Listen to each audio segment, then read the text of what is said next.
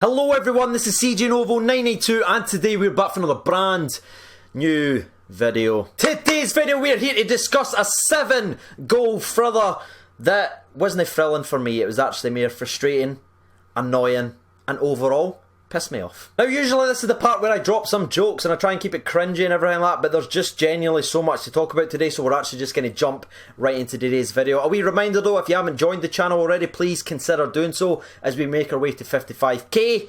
And yeah, let's discuss this crazy game of football. 3, 2, 1. Spartak Moscow 4, Rangers 3. Now that was the final score, but I'm sitting here to tell you, watching this video, that we certainly handed them every single goal. I mean, how do you concede 2 goals in 69 seconds? How do you give away the ball for your own kickoff? There's just so much to go to. But let's start off with some positives, shall we? Because that's what I like to do in the video. There wasn't all negatives. Obviously, getting 3 goals away from home in Russia is a tremendous achievement. And to be honest with you, if you score 3 goals away from home in Europe, you should be winning the game. That is when you need your defence and your midfield to step up. And I'm here to tell you, neither did. Especially the defence, they were absolutely hot garbage. But at the start of the game, it all looked well and dandy. We started the game off getting involved. Obviously, Glenn Middleton was the shining star out in the outfield. There was another player that played tremendously well, who we'll be speaking about in the next couple of minutes. But let's focus on Glenn, because rightly so, he was involved right from the very first whistle. Our first goal came from his corner, which was absolutely amazing. So I'm going to count that as an assist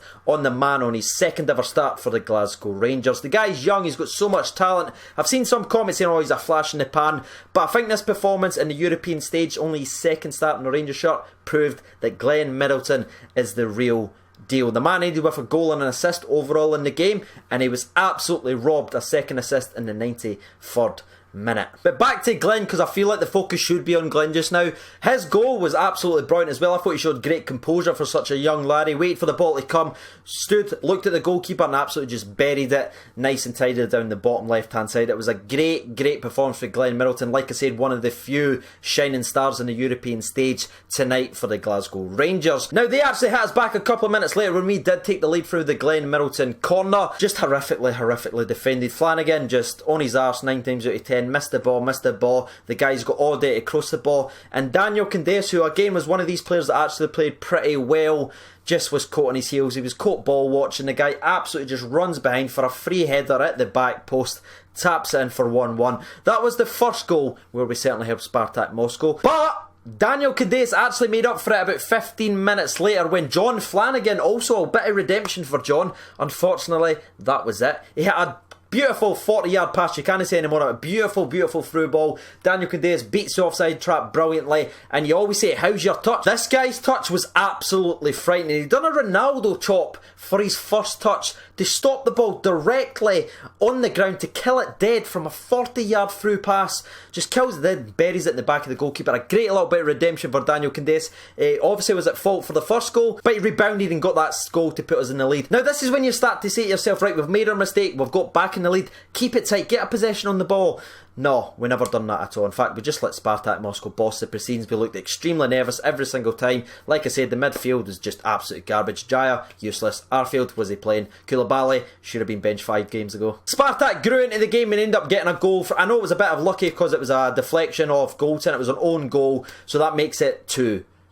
Once again, heavy hand in their goal as well. But believe it or not, Rangers actually responded once again to show just how poor Spartak are at the back. A great little counter-attack. Once again, the offensive players all involved. Candeias, Morelos, and it goes over to Glenn Middleton, who, like I said earlier in the video, shows composure to put us in the head. Now, a couple of minutes later, we did score a 4th goal, yes, but you're saying, CJ, it was 4-3 to Spartak Moscow. I know. The referee blew it for offside, or the linesman hanged it for offside. And guess what? It wasn't offside, was it? No, of course it wasn't. Come on. Yeah? You think you're in Europe now, you're actually going to get decent referees? No. That would have been 4-2, ladies and gentlemen, boys and girls, and look at it. When you've got John Hartson sitting on a studio and defending Rangers saying that should have been a goal, you know the referees had a howler. But somehow we made it to half time and I was like, right, you know what, we got screwed at the 4th goal, but we're still with a head. This is when Gerrard's going to get into the boys' heads, going to give him one of those infamous bollocking, and we're going to show a tighter, composed Rangers in the second half. it just fell apart. I'm going to be 100% honest with you. They did end up scoring in the 58th minute. And exactly like the last two goals that we've described, Rangers played a very, very important part in it. We actually defended slightly well, and it goes to John Flanagan, who passes it. I don't know why he passes it inside his own box to Ajayi when he just should be booting it out the park. Just play the percentages, get out the park. But he plays a nice little pass into Ajayi, who inexplicably just does a first time pass to Arfield. And guess what? The stupid, needless, risky first time pass in the inside of your own box doesn't work. It goes straight to Spartak, who instantly put it wide, do a nice little ball in, and the guy like sort of does like one of those back heel flicks. It's a phenomenal save for Alan McGregor, stretches his foot out, the ball rebounds into the air, Tav doesn't react quick enough, Goalton doesn't react quick enough, and there's a Spartak player at the back post once again to header to the back of the net unchallenged. Now this is where it just gets absolute stupid. This is when the bottle really drops and we absolutely shit ourselves, right? It's 3 each, we've got kickoff, we end up somehow making a mistake from our own kickoff, gives the ball straight to them, the guy just comes and wins it right off us, they run down the park, hit a shot from outside the box, it does hit Goalton once again for another own goal for Connor Goalton, and it deflects into the back of the net. But how are you conceding 2 goals in Europe in 69 seconds? How do you give them the ball directly from your own kickoff? And for there we huffed and we puffed a couple of times, but we just couldn't blow the hoose down. Like I said, Katic missed a free header at the back post where he hit the post itself. Quick little update, by the way, as I was actually rendering this video, I went back and looked at the game itself another time, and I realised that it was actually Tavernier that missed the header and hit the post in the 93rd minute. Katic actually just missed the ball completely. Tavernier then jumps at the back post and hits the post. I'll try and clear that up in the video earlier on as well. My apologies. I've got to talk about the substitutions as well. I gave props to Gerrard for making the other substitutions against St Mirren, and also Kilmarnock where he made some impact quick substitutions. That game was clear to see after the first, round about the 55 minute mark, where Spartak Moscow was starting to take hold of the match, where we should have made some changes. We didn't. They actually made a change when they were getting beat 3-2, round about the 55th minute like I said.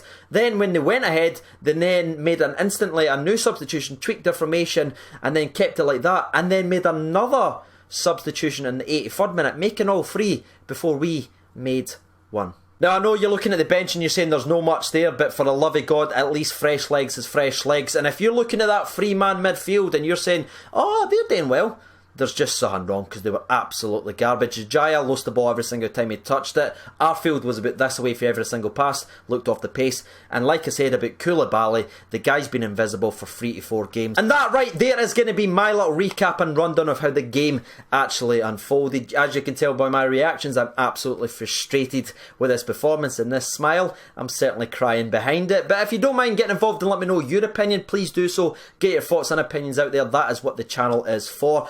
Before we move on and jump to the people's opinion, obviously, I just want to shout out one other person, because I think he definitely deserves it, and that's going to be none other than Alan McGregor. Looking at the game from the outside, you say, oh, you concede 4, the goalie must have had a bad game. Alan McGregor was absolutely brilliant, and he genuinely kept the score from being 6, 7, maybe even 8. Save after save after save. It was honestly like a shooting gallery. Spartak was just slipping through our defence. There was no defence there. No one played well. Goalton, Katic, who we all wanted to come back in the team, didn't play well. Tavernier, once again, biggest game, was invisible. Flanagan, having a laugh. But Shagger stood up, made save after save after save, and honestly, he deserved better after that performance. My heart absolutely goes out to him. You saw his face, he was just like, what's actually happening here? And that is how I felt during the entire game itself. So, there you have it, ladies and gentlemen, boys and girls. Now it is time for the people's opinion. Also, really quickly, if you want to know what the league table looks like, by the way, now in the Europa League, we have dropped to 3rd place. You might be wondering about goal difference. It's actually based on head to head, because we drew, and obviously Betters, they are now above us, so the next 2 games are basically must win matches. Now to the people's opinion. Calling it, Draven Zed, gutted, just fuck it. Andrew McCoy says Tav is a ghost but seems exempt from criticism. Goalton shaking, Katic not a clue. Flanagan is a right back or shouldn't play. Ajayi AWOL. Forward players did their job for the defence to give it away, except Greasy. Shocking. What was that sub all about in the 93rd minute? Yeah, big Gareth McAuley. I don't know. Gary Stevens says Shagger stopped it from being 7 or 8. Flanagan and Ajayi need to be benched. Jack needs to start over Koulibaly, and we really need an offensive minded midfield player. Maybe a Josh Windass type. Gordon Wood says McGregor should be fucking raging at our non-existent back four. Flanagan not a left back, Ijaya poor, Koulibaly poor. At 3-2 should have brought on Ryan Jack to bring composure to the midfield. Dream still alive though, beat Rapid before, we can do it again. Scott just says shit tactics, robbed by a linesman. See after Baku, it's been some laugh. Nothing but a Stevie G thing says. Thought McGregor could have done more for the third goal. He literally let the ball go over his head. Too concerned about trying to make space for himself by pushing Tav, or maybe it was Goalton.